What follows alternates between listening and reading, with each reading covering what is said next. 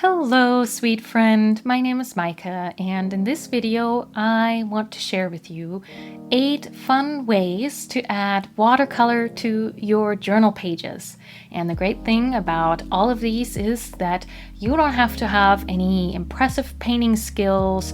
You don't have to identify as an artist. If you want to add some color to your pages and have some fun with your watercolors and maybe get a little bit more comfortable with your watercolor palette in the process, then these are for you. So the first technique is very simple, but I think it's quite charming, and that is to just add some watercolor lines to the edge of your page. So here I did 2 lines just down the length here, and this is like a purplish blue color. I made one line thicker than the other, and I just think it looks cute. It just really brings just a little bit more color to the page, and I don't know, ties the whole thing together a little bit more. And then if you want to take that a little bit further, you can also create patterns and create your own washi strips in a way. And I think it's just so simple yet very effective because, again, you're introducing more color to your page, but also you're bringing in some pattern.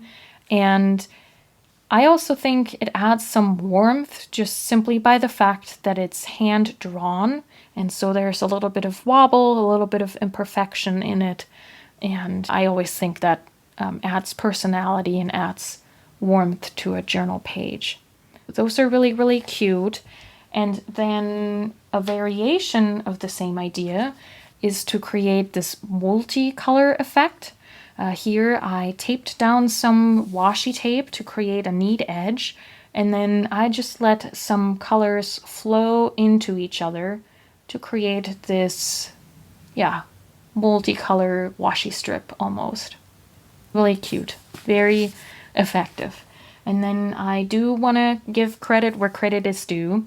I copied this idea from this book right here, which is called Why We Cook by Lindsay Gardner. It's a beautiful book. Both the writing and the illustrations are absolutely stunning. And she does this same thing. Her lines are actually a little bit neater than mine, but that, is up to you, the creator, if you want to make it a little bit neater. Here she just did stripes, which is also very cute. And then here another grid pattern. But then she also does this thing of adding the colored borders at the edges. So here she did those blue lines, also varying thickness. One is thinner and the other one is thicker. Really, really cute, really, really effective. Thank you, Lindsay, for the great idea. Okay, then idea number 2 is to create frames. And I think this is very effective if you, like I did here, have a page where there's a lot of writing. And so it's a very great way to, again, bring in some imperfections, bringing some looseness. If you create a frame like this where there is a lot of just thick and thinness and colors bleeding into each other. It just brings a little fluidity, I guess, to the page. You can, of course, also make very rigid frames. That is totally up to you and what effect you want to create on your page. You could use frames to highlight a photo or even break up your page if you have quite a bit of text, but maybe it doesn't all relate or you want to have additional information highlighted. You could, of course, use a frame to just lay out your page and break it up in various different ways. Then way number 3 is actually on the opposite page here, and that is to create some background patterns. Here I added this sort of grid pattern in the back because I felt like this white pouch wasn't really standing out against the white of the page, and so I created this little background pattern.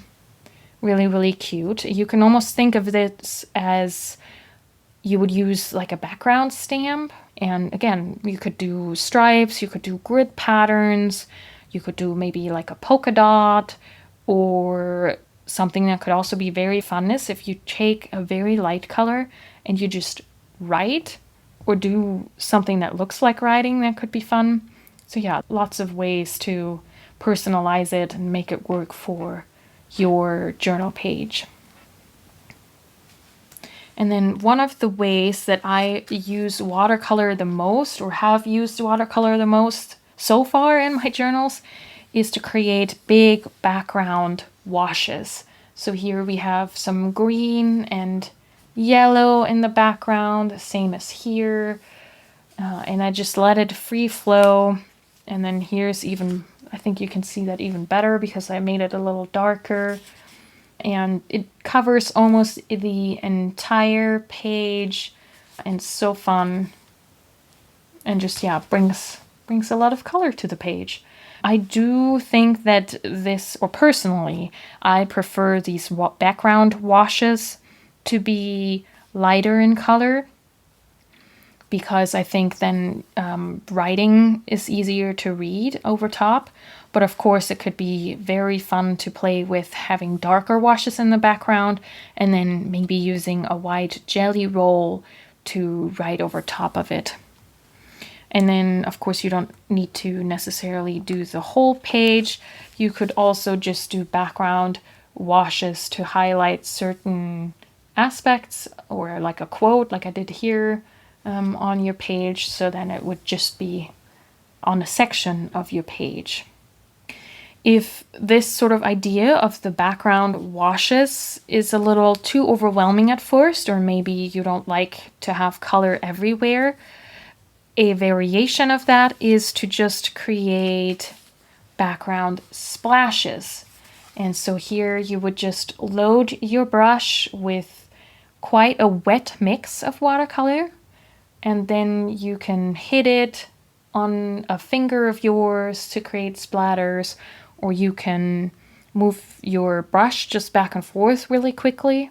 I must say, or I should caution, because those splatters do go everywhere, and so please be mindful of what you have on your desk while doing this.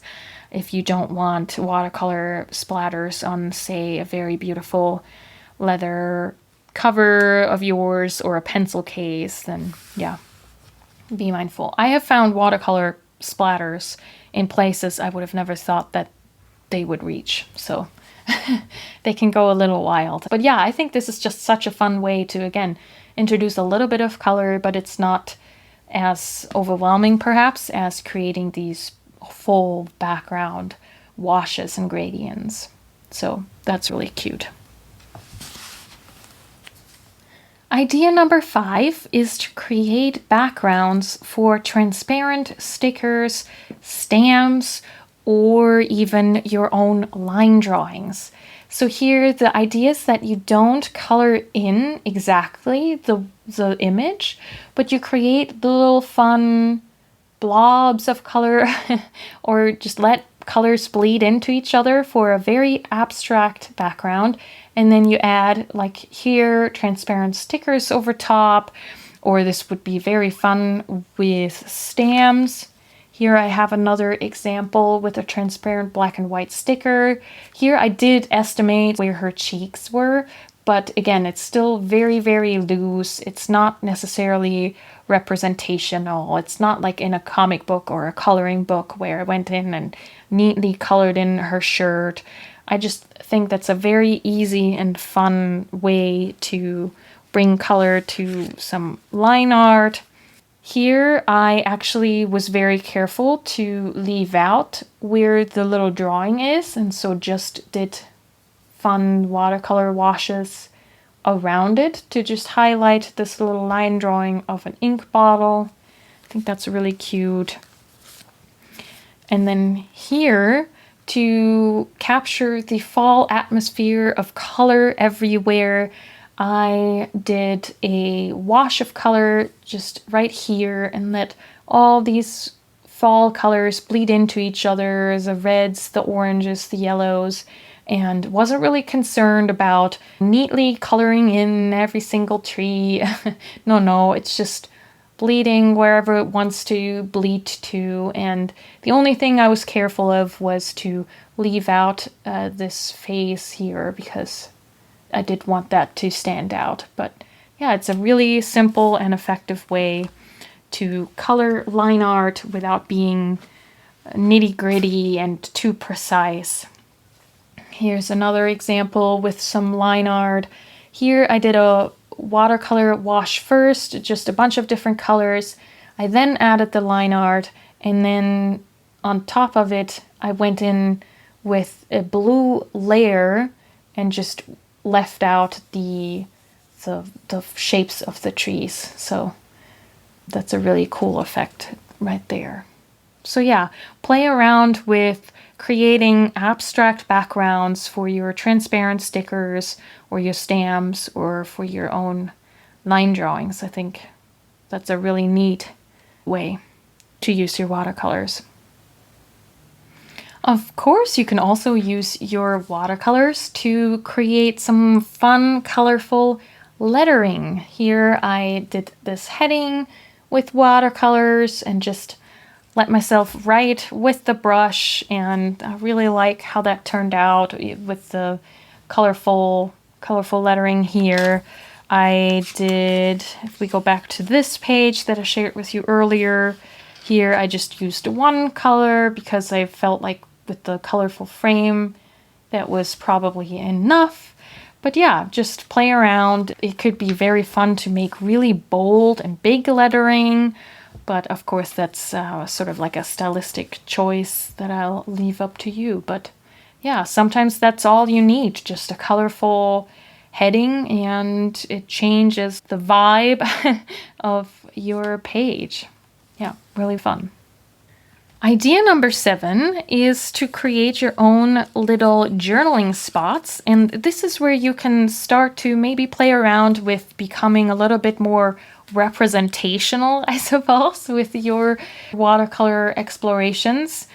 So for example, here I made these very, very simple cats with watercolor and then turned them into text spots or quote spots, I suppose, because I added some quotes about cats into the cats.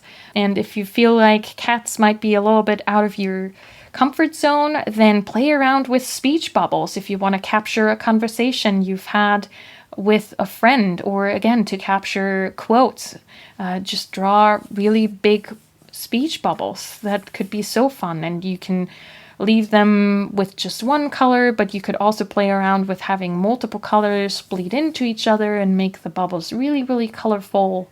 I could see that same technique used with flowers for journaling spots. Just draw really big flower heads and then add journaling into them afterwards. So yeah, there's lots of things to play around with this idea of using shapes or almost silhouettes to create your own creative journaling spots. So yeah, really, really fun. Idea number 8 is probably the most representational of all of these ideas, and that is to extend the scenery of a photo. Here I have a photo of me and my husband on a spring walk, and unfortunately the tree that was behind us got cropped out of the photo. But something that I found so meaningful about this specific day was how all of the trees were in bloom and all these purples and pinks came out, and I thought that was so pretty. So I was like, well, it's not on the photo, but I can add that myself. And so I extended this tree here and drew in the rest as I remembered it, more or less. There's definitely some creative license in this. And so yeah, I just extended the photo in this way. And I think that's a fun way to get used to maybe drawing trees or other flowers and you name it, just some other landscape elements.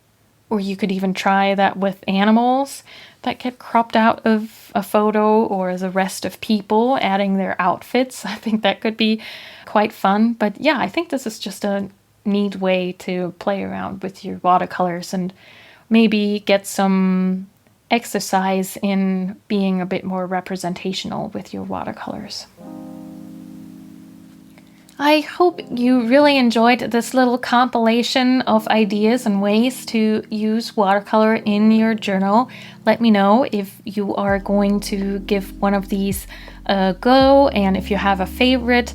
And also let me know if you want to see more in-depth tutorials on any of these techniques. I know that just showing them sometimes isn't quite the same as seeing someone do it, so I'd be more than happy if there's demand to make a little series of tutorials for some of these ideas. Yeah, so thank you so much for sharing this time with me. Until next time, happy journaling!